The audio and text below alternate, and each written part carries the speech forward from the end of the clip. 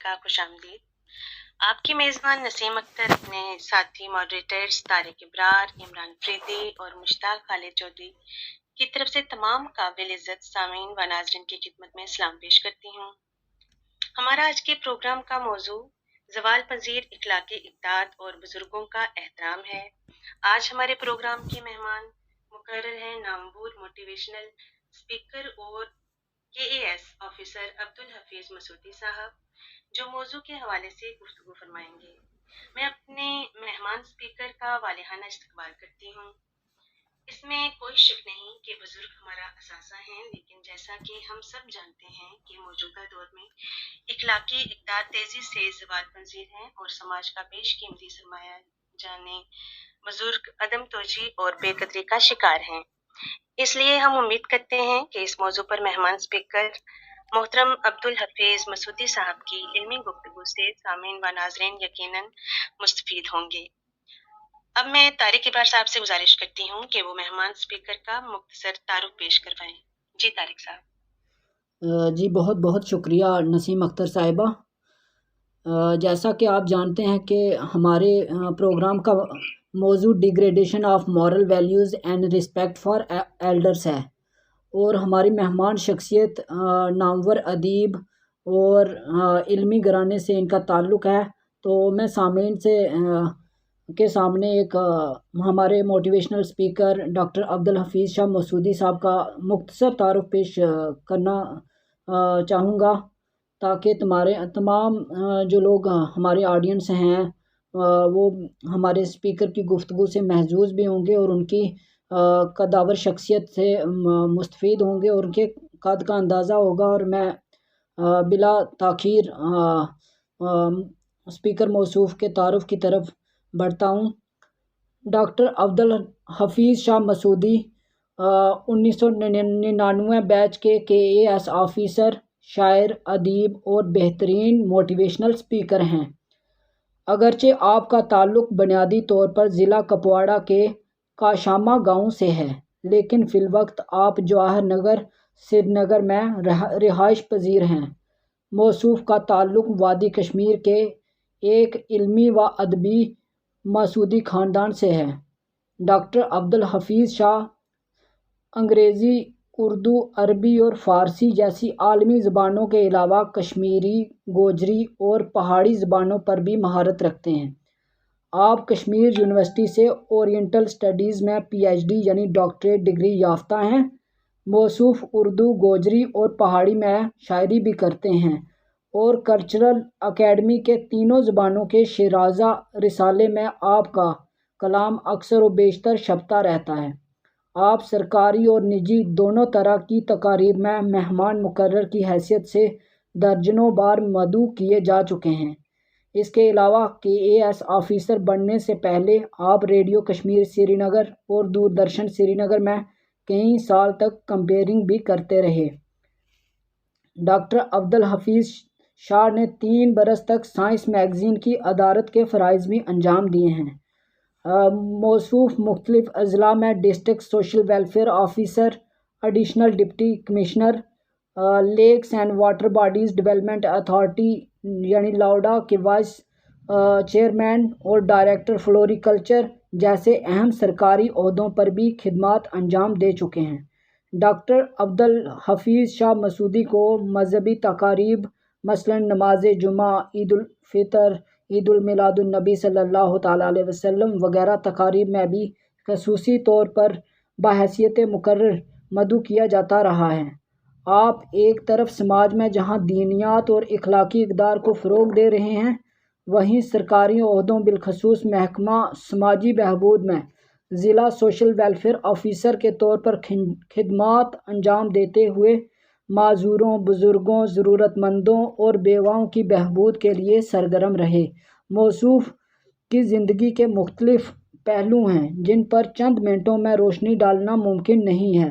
البتہ یہ کہنا واجب ہوگا کہ جموں و کشمیر میں آپ خداداد صلاحیتوں کی بدولت ایک بہترین شاعر، منتظم اور علم و ادب کے شیدائی کے طور پر منفرد مقام و شناخت رکھتے ہیں۔ میں بات کو آگے بڑھاتے ہوئے اگر یوں کہوں کہ اللہ تعالیٰ نے آپ کے اندر خدمت خلق کا جذبہ کوٹ کوٹ کر بھرا ہے۔ بہت بہت شکریہ۔ السلام علیکم ورحمۃ اللہ وبرکاتہ۔ بہت بہت شکریہ طارق بھائی۔ اس سے پہلے کہ میں محترم اسپیکر کو رجوع کروں، میری گزارش تمام سامعین سے ہے کہ وہ ماڈریٹرز کو فالو کریں تاکہ آنے والے پروگرام کی نوٹس آپ کو وقتاً فوقتاً ملتی رہے۔ تو پروگرام کی کارروائی کو آگے بڑھاتے ہوئے میں بہت ہی مؤدبانہ گزارش کروں گا ڈاکٹر عبدالحفیظ مسعودی صاحب سے کہ وہ اپنے موضوع خیالات سے سامعین کو مستفید کریں۔ ڈاکٹر عبدالحفیظ مسعودی صاحب۔ السلام علیکم ورحمۃ اللہ۔ بہت بہت شکریہ طارق ابرار صاحب، محترمہ نسیم جی، اور جتنے بھی سامعین اور جتنے بھی احباب اور دوست جو ہیں وہ اس وقت جڑے ہوئے ہیں، آپ سب کی خدمت میں دل کی عمیق گہرائیوں سے سلام عرض ہے، اور بہت شکریہ کہ آپ حضرات نے جو میرا تعارف جو ہے وہ بیان کیا ہے۔ گو کہ میں ان میں سے کسی بھی صفات کے حوالے سے اپنے آپ کو ہرگز موصوف نہیں سمجھتا، یہ آپ سب کا بڑا پن ہے۔ مجھے جو ہے اپنی کم مائیگی، کم علمی اور کم مائیگی کا پورا احساس ہے، تاہم اب سب کی محبتیں جو ہیں وہ ایک بہت بڑا اثاثہ اور سرمایہ ہیں، اور جس سے اب میں پہلی مرتبہ جڑ رہا ہوں، اور یقیناً مجھے ایک فرحت بخش احساس جو ہے اس سے میں بہرور ہو رہا ہوں، اور امید کروں گا کہ انشاءاللہ یہ سلسلہ اور یہ رابطہ جو ہے بدستور چلتا رہے، اور اس پلیٹ فارم پہ مختلف موضوعات پہ ہم اپنے ویوز اور اپنے جو تاثرات ہیں وہ ایکسچینج کرتے رہیں۔ میں بہت مشکور ہوں کہ آپ نے میرے لیے ایک ایسے موضوع کا انتخاب کیا ہے جو موضوع میرے دل کے انتہائی قریب تر ہے، اور یہ کتنا عام سا موضوع ہے کہ اس پہ ہر شخص جو ہے وہ اپنے اپنے علم اور اپنے اپنے فضل اور تجربے کے مطابق اپنی گفتگو جو ہے وہ کر سکتا ہے۔ تو میرا معاملہ آپ لوگوں نے نسبتاً آسان کر دیا ہے، اور بجائے اس کے کہ اس موضوع پہ کوئی باضابطہ گفتگو کی جائے، میں یہ مناسب سمجھتا ہوں کہ میں اپنے مختصر تجربات اور مشاہدات کی بنیاد کے حوالے سے اس موضوع پہ کچھ جو ہے خامہ فرسائی کرنے کی کوشش کروں گا۔ وما توفیقی الا باللہ علیہ توکلت والیہ۔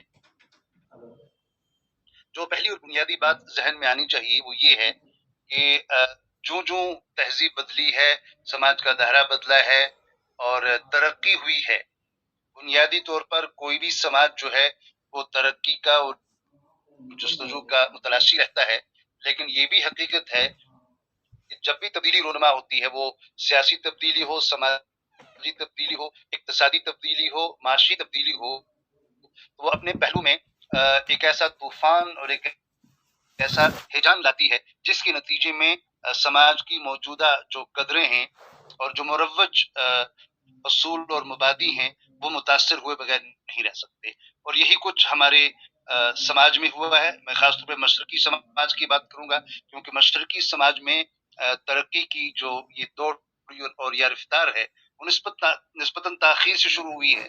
تو ایسے میں جب آدمی یا کوئی بھی سماج تاخیر سے ترقی کی طرف کوئی جست لیتا ہے، کوئی قدم اٹھاتا ہے، تو وہ پوری قوت اور پوری مشقت کے ساتھ اور پوری سنجیدگی کے ساتھ اس تبدیلی کو خوش آمدید کہتا ہے، اس تبدیلی کو ویلکم کرتا ہے، اور ایسے اس کے دھارے میں بہہ جاتا ہے، اس تبدیلی کی فضا رو میں یوں بہہ جاتا ہے کہ وہ اپنی دیرینہ اقدار اور اپنی دیرینہ جو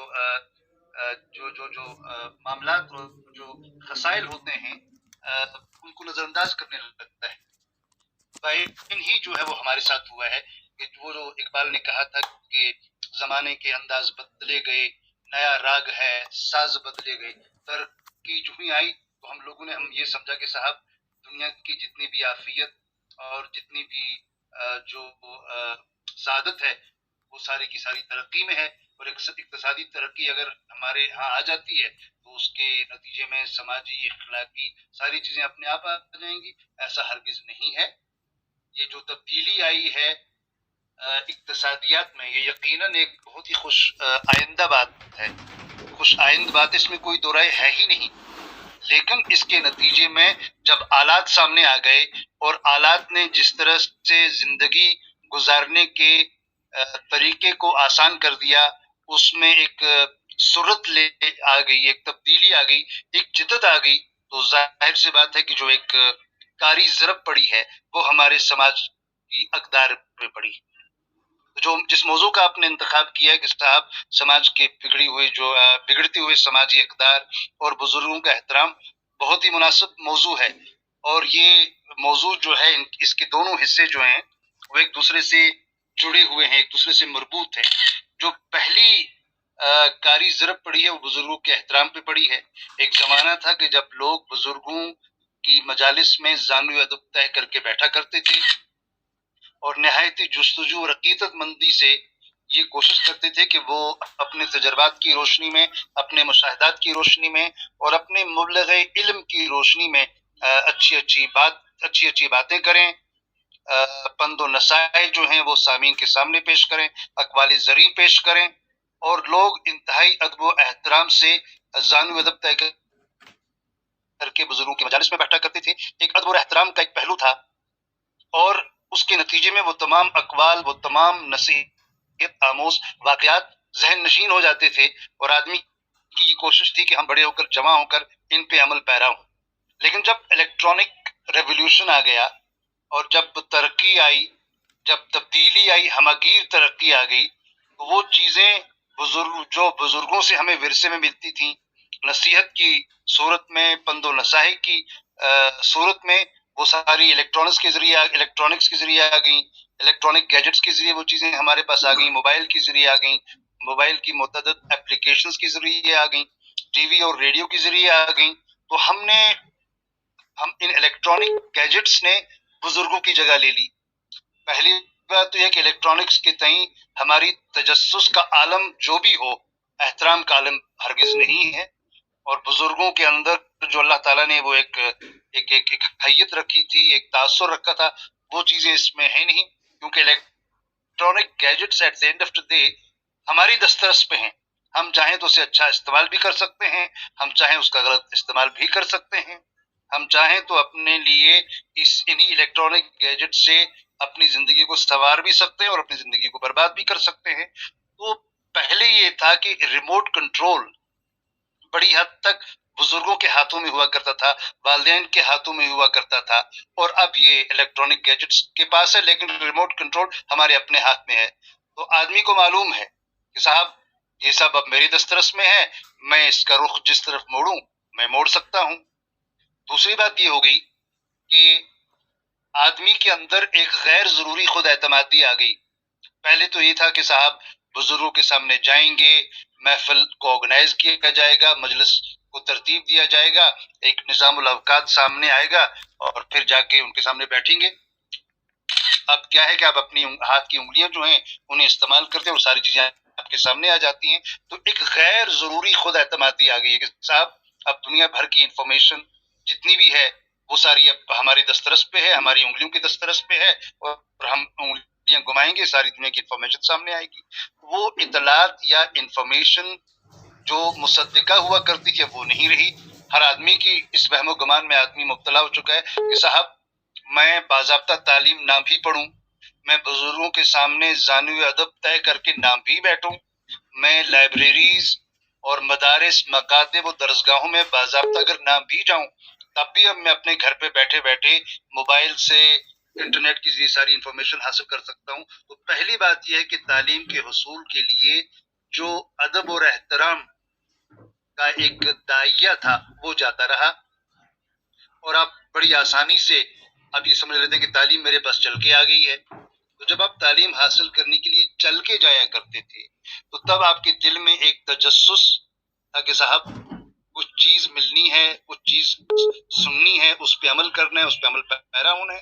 وہ چیز جاتی رہی، جس سے کہتے ہیں کہ we have become very complacent, کہ صاحب اینڈ کہ یہ چیز اپنے آپ چل کے آ گئی ہے، میں ہاتھ کی انگلیاں گھماؤں گا اور ابھی یہ چینل، ابھی وہ چینل، ابھی ساری انفارمیشن. تو صاحب انفارمیشن تو آپ کے پاس آئی لیکن علم نہیں آیا. سماجی اقدار جو بگڑی ہیں اس کا نقصان یہ ہوا ہے کہ معلومات نے علم کی جگہ لے لی ہے، اور سامعین اتفاق کریں گے کہ ساری دنیا کی معلومات بھی اکٹھی کر لی جائیں وہ علم کا نعم البدل نہیں ہو سکتی. علم ایک نور ہے جس کے حصول کے بعد انسان حلیم الطبع ہو جاتا ہے.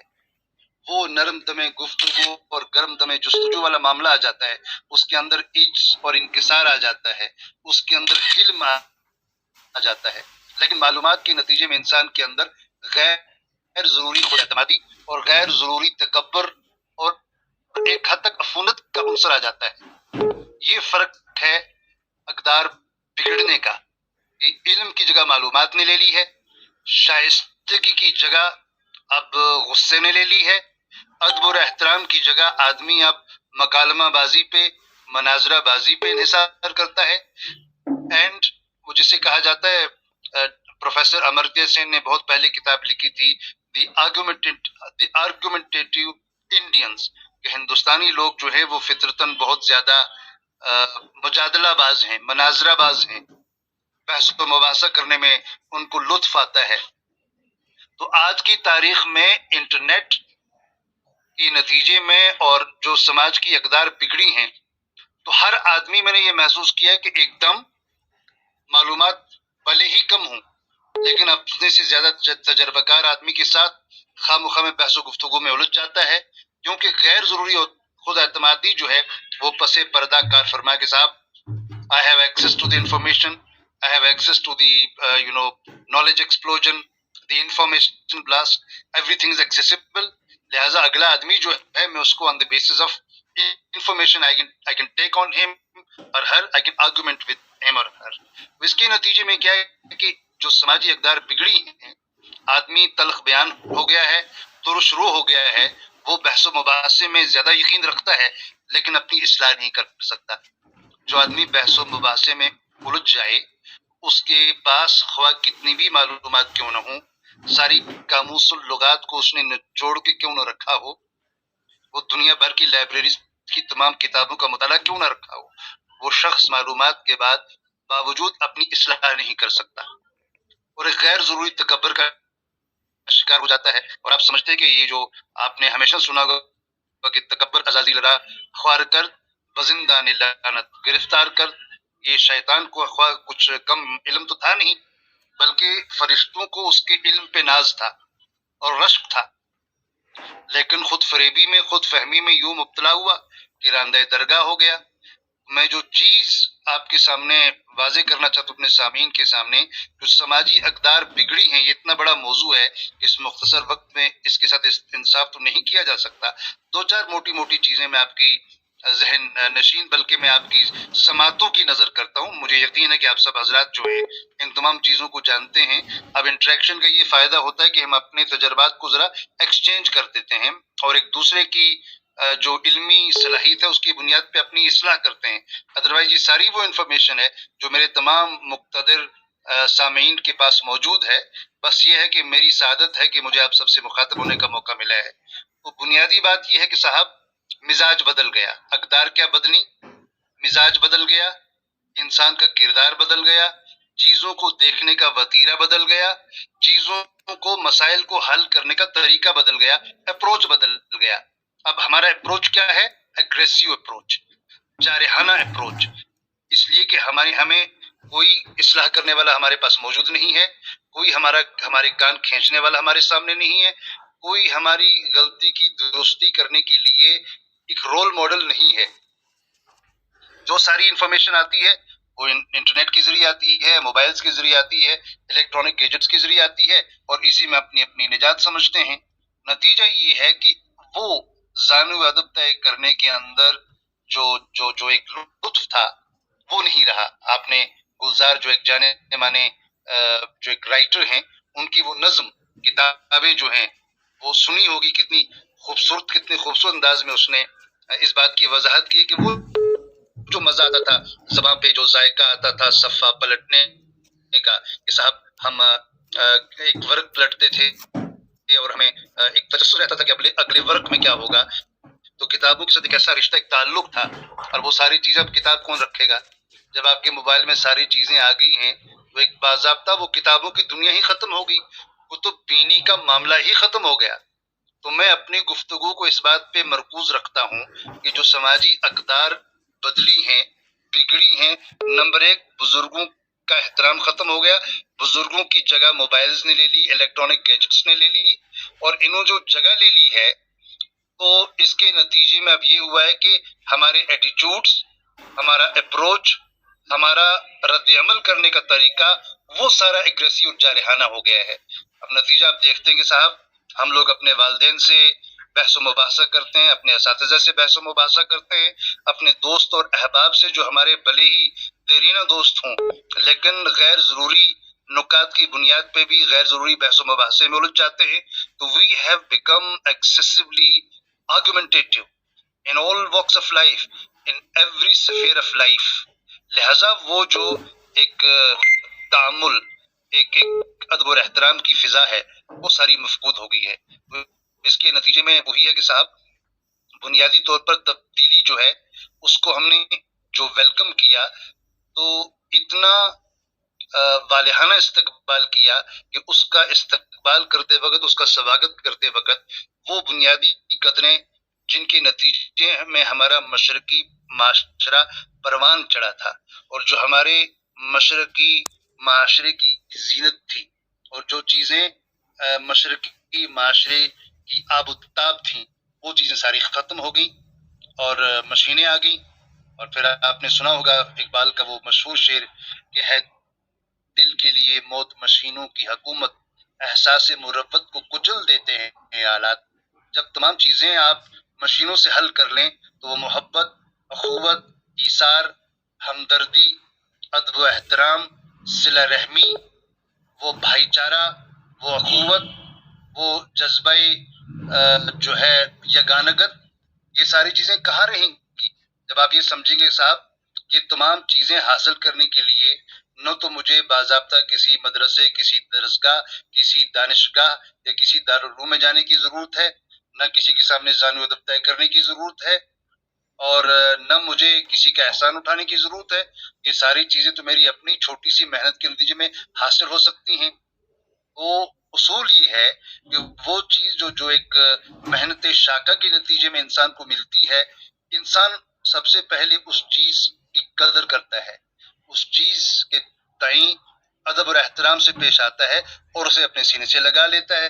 اور جو چیز اسے فوری طور پہ مل جائے، ایک جست میں مل جائے، آنے واحد میں مل جائے اور بغیر کسی مشقت کے مل جائے، اس چیز کے حوالے سے، اس علم، اس معلومات کے حوالے سے انسان کے اندر حلم، تدبر نہیں آتا بلکہ اس کی جگہ تکبر آ جاتا ہے، غرور آ جاتا ہے، اور غیر ضروری خود اعتمادی آ جاتی ہے، اور غیر ضروری خود فہمی میں آدمی مبتلا ہو جاتا ہے، اور اپنے قد کے حوالے سے آدمی کو بڑی خوش فہمی ہو جاتی ہے کہ صاحب میرے پاس زبردست معلومات ہیں اور اس معلومات کے نتیجے میں تمام مسائل کو حل کر سکتا ہوں، ہر مصیبت کا علاج اور مداوا ڈھونڈ سکتا ہوں. واقعہ اصل میں ایسا نہیں ہے. میں نے عرض کیا کہ 3 بڑی چیزیں یاد رکھنی کی ہیں، وہ یہ ہیں کہ علم کا نعم البدل دنیا بھر کی معلومات نہیں ہو سکتی ہیں. علم باضابطہ تحقیق اور تجسس کے نتیجے میں حاصل ہوتا ہے، اور اس کے نتیجے میں انسان کے اخلاق، انسان کی جو انسان کا جو اپروچ ہے، انسان کی شخصیت کے اندر، جیسا کہ میں نے عرض کیا کہ تدبر، حلم، عجز اور انکسار آتا ہے.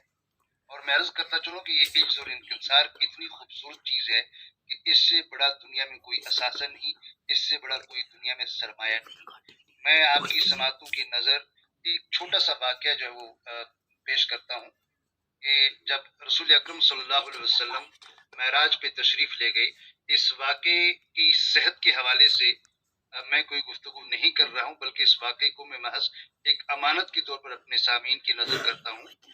تو واقعہ معراج میں کیا ہوا کہ اللہ تبارک و تعالیٰ نے اپنے محبوب کے استقبال کے لیے زمین و آسمان کی تمام چیزوں کو لگا رکھا تھا. یوں سمجھیے کہ پوری کائنات جو ہے وہ آراستہ ہو رہی تھی کہ محبوب جو ہیں وہ تشریف لا رہے ہیں، اور اللہ تبارک و تعالیٰ کے تمام فرشتے اور مقتدر پیغمبر جو ہیں وہ استقبال کے لیے تھے. اب اللہ پاک نے جب ملاقات ہوئی ہے، جب نور کے